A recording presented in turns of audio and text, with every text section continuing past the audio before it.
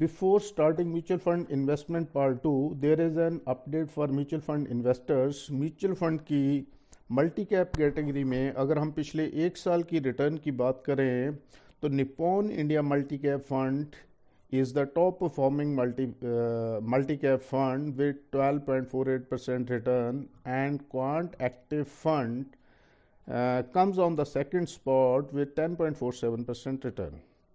जैसा कि हमने पिछले वीडियो में बात की थी फ्लेक्सी कैप फंड के बारे में, जो top performing flexi cap fund था उसकी रिटर्न थी 19.68% एंड मल्टी कैप फंड की return, top performing multi cap fund की जो रिटर्न है 12.48% है। तो ये जो कैटेगरी डिफरेंस है, इस कैटेगरी डिफरेंस की वजह से दोनों टॉप परफॉर्मिंग फंड्स की जो रिटर्न्स का जो डिफरेंस है, इसको हम अपने आने वाले वीडियोस में डिटेल में डिस्कस करेंगे कि इतना डिफरेंस ये क्यों है। Now let's start our part 2। जैसा कि हमने पिछले वीडियो में एफडी इंश्योरेंस एंड सेविंग की बात की थी, बट इन जनरल अगर मैं आपसे पूछूं, how many millionaires do you know who have become wealthy by investing in FDs and savings? And there is one more saying in investing, what is comfortable is rarely profitable. So be serious about investment. करें तो अगर हम insurance को as a investment instrument ना देखें, इसके और बहुत से बेनिफिट है। जैसे कि मार्केट के अंदर कुछ कॉम्बो पॉलिसीज भी आती हैं जिसके अंदर लोग सेविंग्स भी ढूंढते हैं, इन्वेस्टमेंट भी ढूंढते हैं एंड इंश्योरेंस भी ढूंढते हैं। तो कॉम्बो पॉलिसीज के अंदर ना तो आपको प्रॉपर इन्वेस्टमेंट रिटर्न्स मिलती है, ना ही एक अच्छी इंश्योरेंस मिलती है। जैसा कि अगर हम इन कॉम्बो पॉलिसीज के अंदर देखें, इन जनरल लोग 5 लाख 7 लाख या 10 लाख सम एश्योर्ड की पॉलिसीज लेते हैं, तो कोई भी मिस हैपनिंग के टाइम पे वो 8-10 लाख जो रुपीज़ है वो सफिशेंट नहीं है आपकी फैमिली को फीड करने के लिए और आपके बच्चों की एजुकेशन के लिए।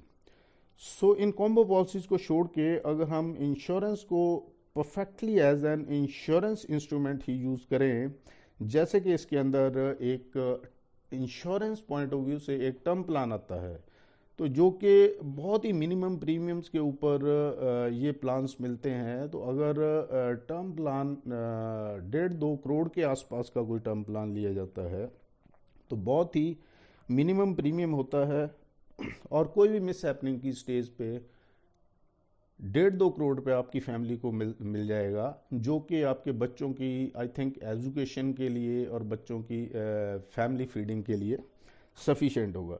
जो सेकंड एक बहुत अच्छा बेनिफिट है इंश्योरेंस का, वो है मेडिक्लेम पॉलिसी। क्योंकि जैसे कि आजकल हॉस्पिटल एक्सपेंसेस, मेडिकल एक्सपेंसेस बहुत ज़्यादा बढ़ गए हैं, तो उन सभी नीड्स को पूरा करने के लिए एक मेडिक्लेम पॉलिसी बहुत ज़रूरी है, सो दैट आपकी जो हार्ड अर्न मनी है वो हॉस्पिटल्स की भेंट ना चढ़ जाए। तो इसके बाद जो भी पैसा हमारे पास बाकी बचता है उसको मेरे हिसाब से एक अच्छे इन्वेस्टमेंट इंस्ट्रूमेंट में लगाना चाहिए, सो दैट एक अच्छी रिटर्न जनरेट की जा सके। तो अगर हम और फर्दर इन्वेस्टमेंट ऑप्शन की बात करें तो एक इन्वेस्टमेंट ऑप्शन है रियल स्टेट। रियल स्टेट के अंदर बहुत अच्छी रिटर्न्स है, नो डाउट, बट ये सेक्टर साइक्लिकल है। अगर हम 8-10 साल का हॉरिजन लें तो तकरीबन 10 साल के अंदर 8 साल तो ये फंड सेक्टर परफॉर्म ही नहीं करता है, तो और लास्ट के 1-1.5 साल के अंदर ये पिछले 8-10 साल की रिटर्न्स को कंप्लीट कर देता है, तो इतनी अच्छी रिटर्न्स मिल जाती है। तो बट इसके अंदर जो मतलब इन्वेस्टमेंट हॉरिजन है ये बहुत ज़्यादा लंबा है और साइक्लिकल है। तीसरा, इसके अंदर लिक्विडिटी की प्रॉब्लम है। चौथा, इसके अंदर पार्शियल सेलिंग की प्रॉब्लम है कि अगर आपको कुछ अमाउंट की ज़रूरत है तो आपको सारी की सारी प्रॉपर्टी सेल करनी पड़ेगी, तभी आप अपना पर्पस सॉल्व कर सकते हैं। उसके बाद इसकी जो भी रिटर्न्स आती हैं उस रिटर्न्स को आप अपनी लाइफ के अंदर डायरेक्टली यूज़ नहीं कर सकते हैं। 3 साल उसको गवर्नमेंट बॉन्ड्स के अंदर रखना पड़ेगा, तभी आप अपनी अदर लाइफ नीड्स के लिए इसको यूज़ कर सकते हैं, या रियल स्टेट की जो रिटर्न्स है उसको वापस रियल स्टेट में ही इन्वेस्ट करना पड़ेगा।